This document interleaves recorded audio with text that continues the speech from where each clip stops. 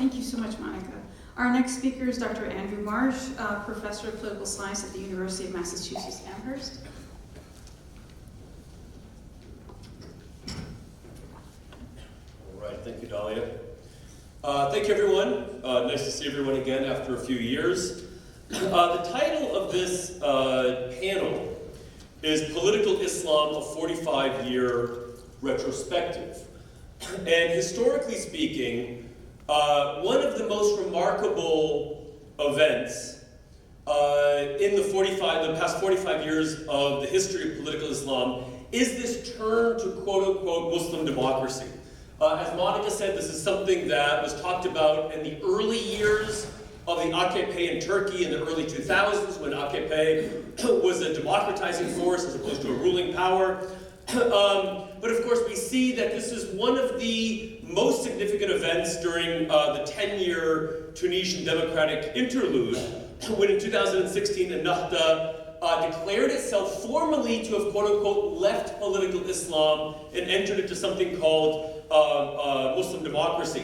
As I mentioned a second ago, many intellectuals within the sphere of the AKP in the early 2000s referred to themselves in this way. We are not Islamists, we are Muslim Democrats. Other scholars and commentators have applied this moniker or this label to other parties and movements in places like Pakistan, Indonesia, Bangladesh, possibly Morocco, and Jordan. And so there's a question here, a very simple question. If Muslim democracy is a term, what is it a turn from and what is it a turn to? Now there's two very, very obvious ways of asking this question or forms of analysis. The first is to ask, what is this in terms of a political structural analysis? What does it mean for parties and movements and actors to identify themselves in this way or to act in a particular kind of way? What is Muslim democracy as an empirical, on-the-ground kind of description of political behavior?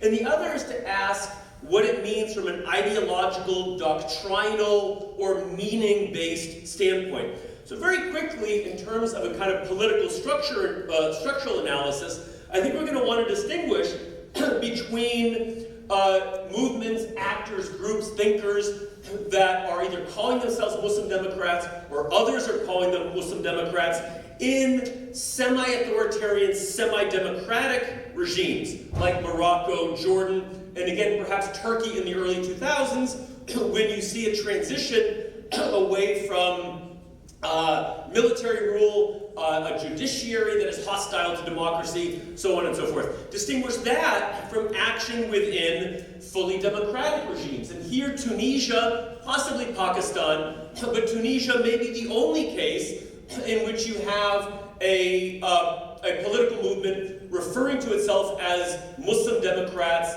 that is able to operate in a democratic context. So what should we think about this sort of turn from within that standpoint? One way of looking at this, most obviously, is that it's simply a kind of rebranding. It's simply a way of saying, think about us in a particular way as opposed to another kind of way for the purposes of electoral competition, for the purposes of, as Monica said, the relationship with influential actors outside of the country or outside of the region.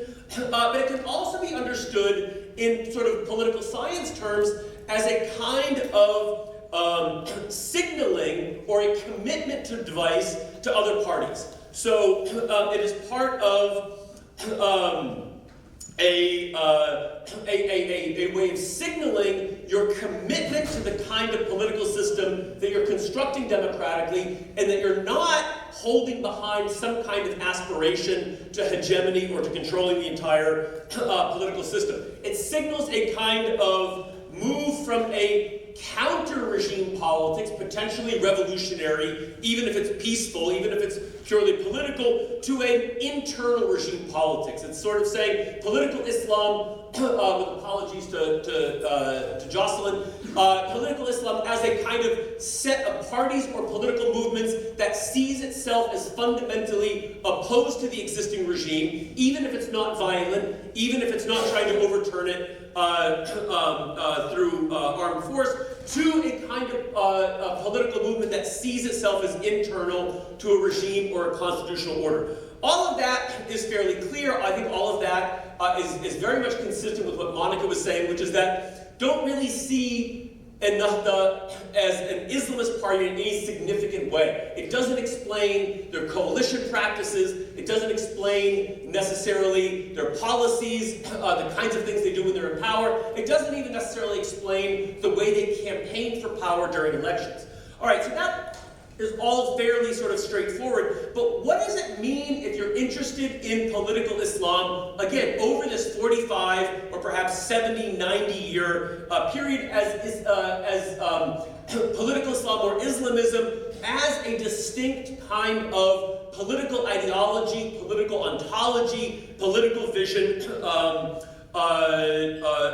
the world? And so again, I want to pose the question, what is Muslim democracy a turn from? And here, just very schematically, I do want to identify the idea that traditionally Islamism is an ideological movement that is characterized by the possession of a grand idea. It is impossible to understand the political movements of Islamist parties, the intellectuals, the doctrinal formation, the socialization, the kinds of things that were being written and being read, without acknowledging that there is this grand aspiration to an alternative, an ideological, intellectual, moral, spiritual, epistemological alternative to secularism, nationalism, and to authoritarianism. So it first has to be acknowledged that Islamism makes no sense unless you acknowledge historically the ideological aspiration and ambition that it represented.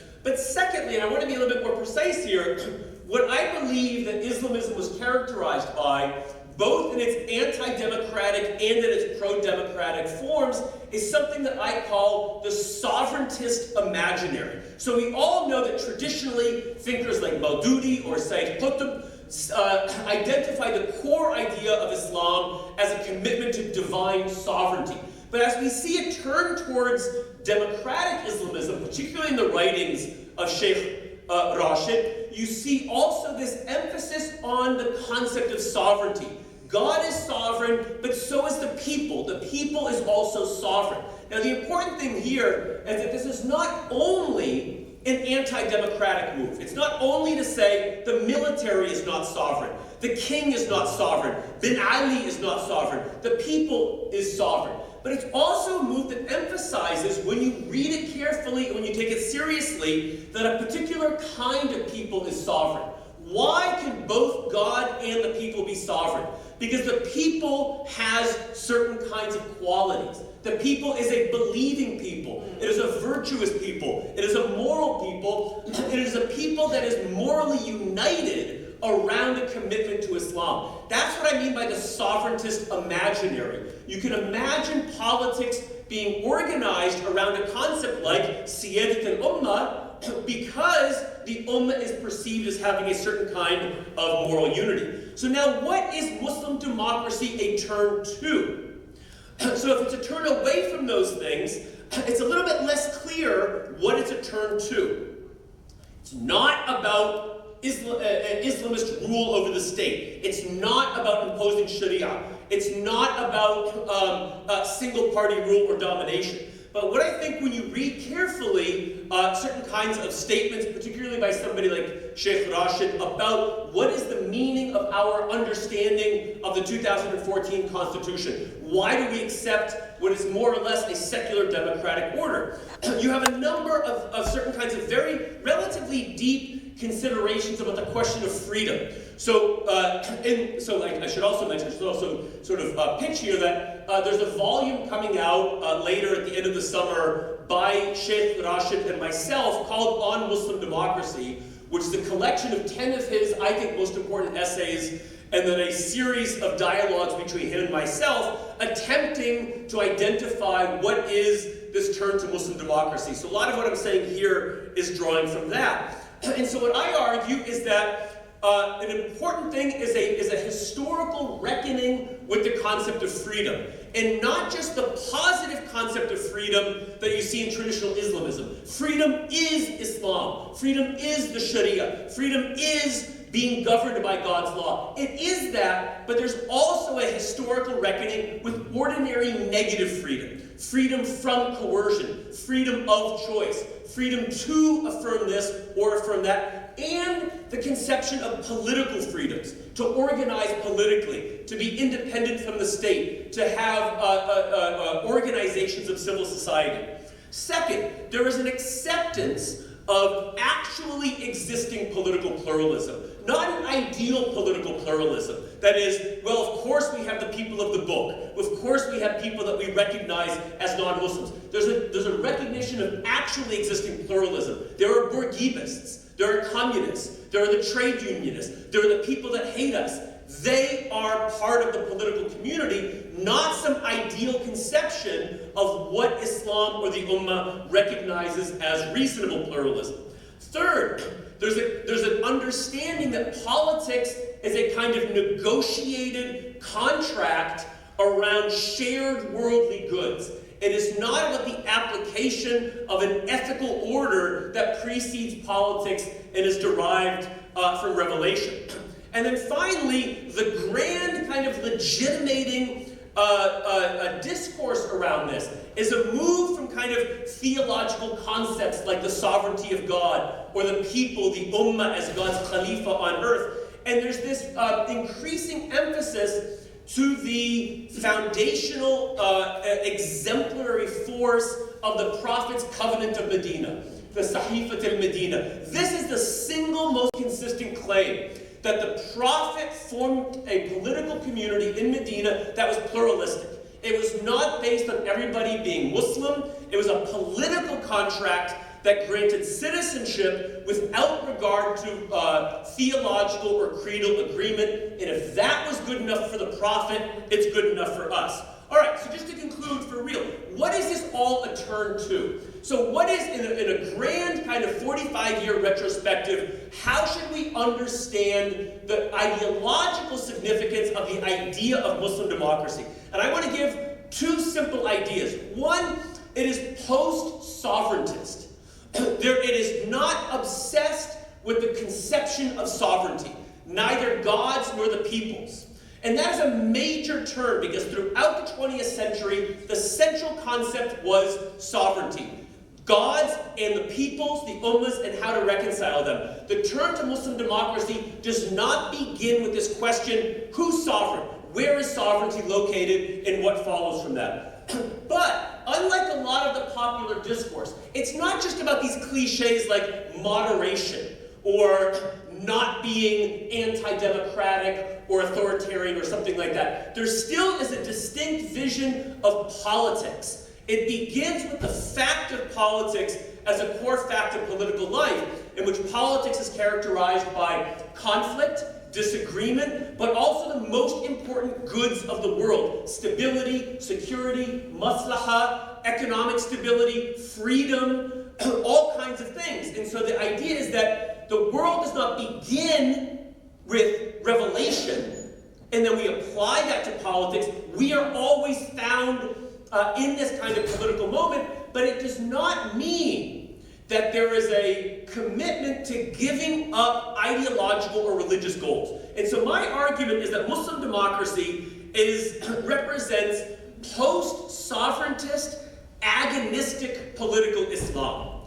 It leaves aside this ideological obsession with sovereignty. It accepts democracy on realistic grounds, on realpolitik grounds, but it sees politics as nonetheless a space not where you necessarily give up all of your ideological objectives because you have to be moderate or you have to be secular, but sees politics as the place to pursue them rather than some kind of pre-political ideological commitment. So now we're in this place where we have this idea, but where does it exist in practice? Okay, perhaps still in Turkey, perhaps that's a way of understanding Erdogan for all of his authoritarian tendencies. But with the destruction of democracy in Tunisia, I think we are forced to ask this question: is there a future for this aspiration of Muslim democracy, or again, like Monica was saying, is the death of democracy in Egypt, Tunisia, Syria, other places a sign